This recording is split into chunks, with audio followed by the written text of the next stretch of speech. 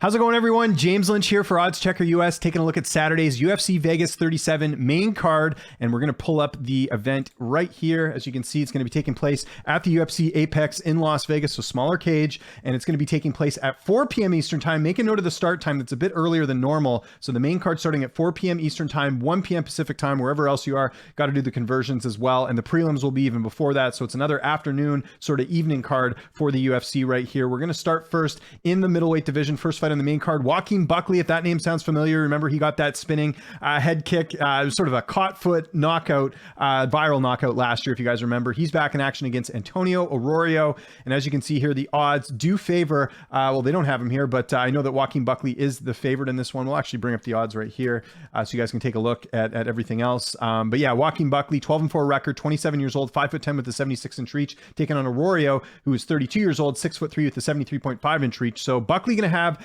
the reach advantage, but the height advantage going to Antonio Aurorio. Buckley, of course, was finished in his last fight against Alessio Di Chirico. He was finished in the first round in that fight. Prior to that, had two highlight reel finishes over Impic Sonane and Jordan Wright. Also lost to Kevin Holland in his UFC debut, so he's 2-2 in the UFC. Antonio Aurorio, similar story, coming off a loss as well to Deron Wynn. Prior to that, lost to Andre Muniz. He's going to be looking for his first UFC victory, and likely a loss here would mean that he's going to get cut. And I will bring up the odds here as well. As we look here, you can see that, where is he here? I just see. It is Aurorio as the plus 176 underdog, Joaquin Buckley minus 220. You see most of the books here have him around that range as well. So there you go.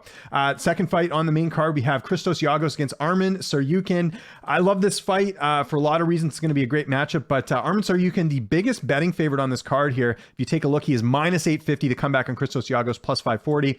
Let's look at the tail of the tape here. 31 years old to 24, 5'10" to 5'7", 71.5-inch reach to 72.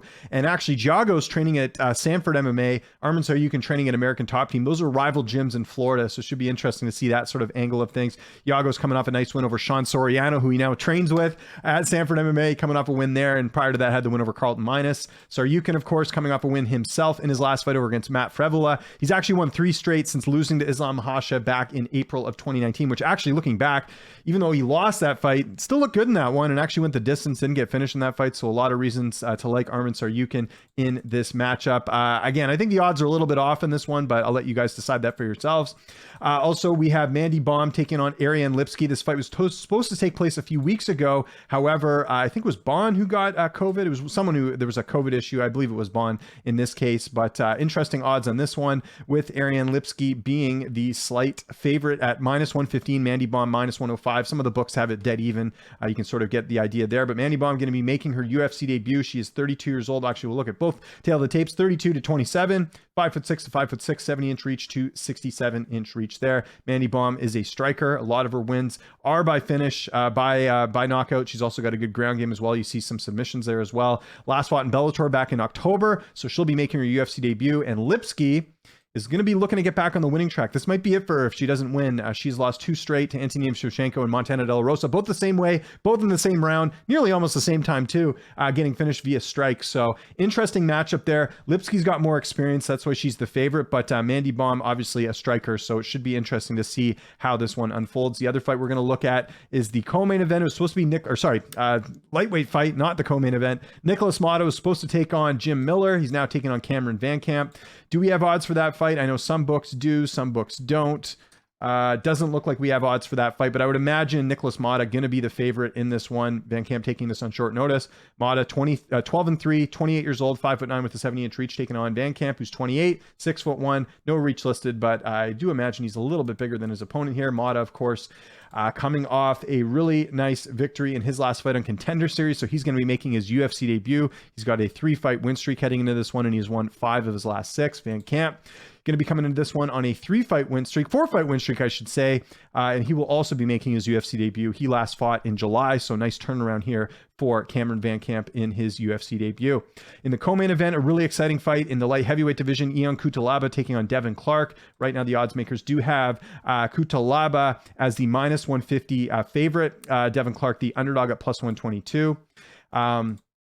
If you look at it here, Kutilaba looking to get back on the win column. He went to a draw with Dustin Jacoby in his last fight. Some people felt like he won that fight, and then he lost 2 straight to Magomed Ankalaev, who's a pretty tough fighter. Does have a winnable Khalil Roundtree, which actually looks pretty good now, considering what Khalil did on the last UFC card, and then his other losses to Glover Teixeira recently, who is going to be fighting for the light heavyweight title. So not a bad group of people to lose to as far as opponents go, but he'll be looking for his first win since 2019. Devin Clark coming off the loss to Anthony Smith. It was quick. That happened in the first round, and that snapped a 2-fight win streak for Clark in this one. So big implications there for both fighters in the co-main event. And the main event, of course, speaking of Anthony Smith, he's going to be taking on Ryan Spann. I believe first main event for Ryan Spann. Anthony Smith's had a few main events in his career already. Let's look at the tail of the tape here. Smith 33, Spann 30, 6'4" to 6'5", 76 to 81.5. So we know Ryan Spann's got dynamite in his hands. We know Anthony Smith pretty durable and has fought the who's who. Look at the difference in the records here: 35-16 compared to 19-6.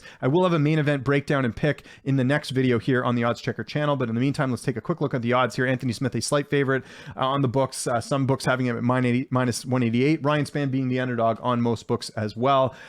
Smith is coming off a win over Jimmy Crute. Kind of a weird win, right? Jimmy Crute hurt his leg in that fight, so it ended up getting stopped. Of course, that was the fight that also saw Chris Weidman break his leg, and then he had the win over Devin Clark as well. That snapped a 2-fight losing streak to Glover Teixeira and Alexander Rakic. So Smith looking for 3 straight wins. Ryan Spann has not fought since that fight against Misha Serkinov back in March. He got back in the win column after losing to Johnny Walker, the first loss of his in the UFC, and he has won, let's see here, in the UFC, he has won 1, 2, 3, 4, 5 of his last 6 fights in the UFC. So really good test for both guys in the main event. So like I mentioned there, I will have my main event picks video out here soon on the channel, so just make sure you check that out as well. Who are you guys picking on the main card? Let me know in the comments. I would love to hear from you. Hit the like button, hit the subscribe button on this channel, and make sure you tune in every week. You'll see my breakdowns of the main card and the main event. I always give my main event pick, and you can find my interviews on here as well. My name is James Lynch. Also follow me on Twitter and on Instagram. Thanks so much for watching. I'll see you guys soon, and appreciate you tuning in.